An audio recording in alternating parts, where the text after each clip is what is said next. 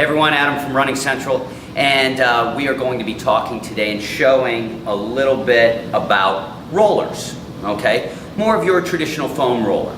As a lot of you guys know, your traditional foam roller has been around for a long time. We see it in gyms, we see it in a lot of different places that are selling rollers, because rolling is great for the body. And as I tell everybody, some rolling is better than no rolling. There's no doubt about it.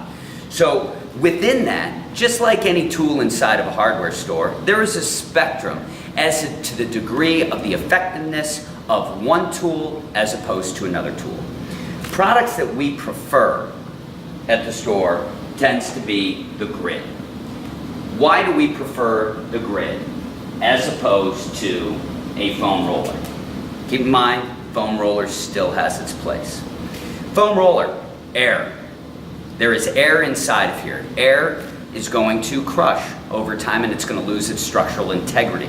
So if I'm trying to provide concentrated, pinpointed manipulations and I want to keep pressure localized and focused in a certain area, if an object is compressing like this is, I am actually going to lose the pinpointed pressure that I'm trying to apply, and just as I press down there, it's going to dimple out.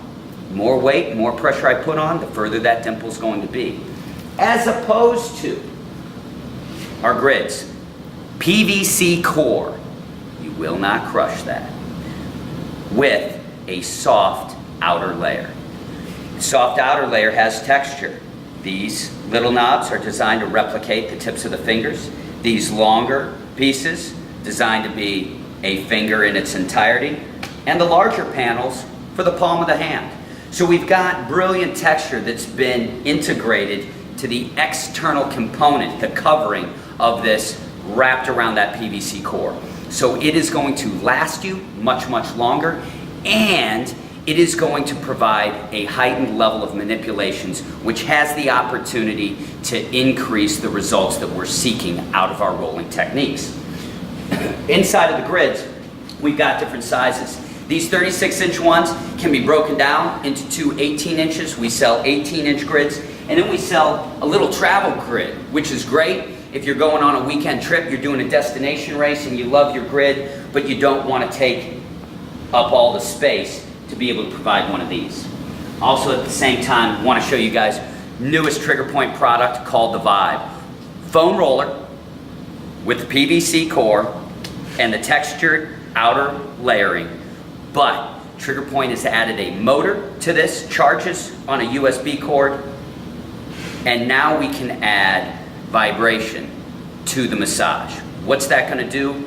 Further help us break down adhesions, enhance blood flow coming to that area, and when we are able to combine blood flow and massage, we are able to increase elasticity.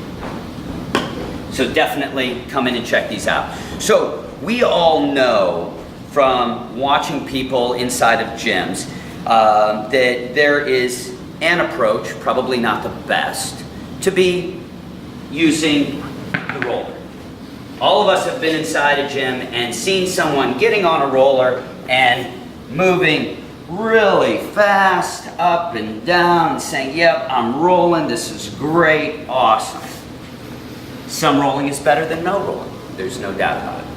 But what I want you guys to focus on is the technique. Just like in all the other videos that we've posted, the technique, no different in anything that we do inside of exercise, can really enhance the outcome of what we're trying to accomplish. So, we're going to start today with the quads, okay? Quads, big area that a lot of us love to use the foam roller on, and it can be very, very effective. Just like the quad baller, okay? I want to start on the side, because I want space, okay? And I want to stabilize with my leg.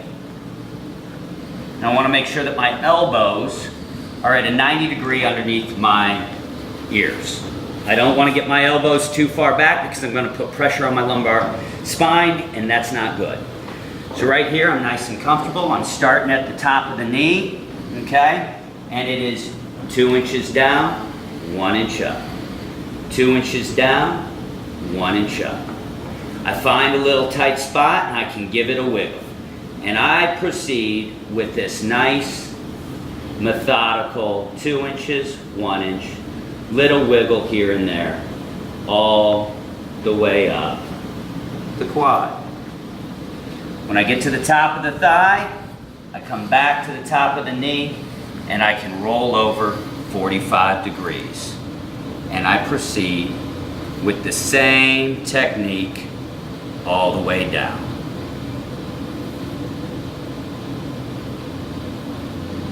Find a tight spot, wiggle it out. Remember, at any point in time that the intensity is too much and you've got to get off the roller, get off, walk it out, return to the spot that you left off.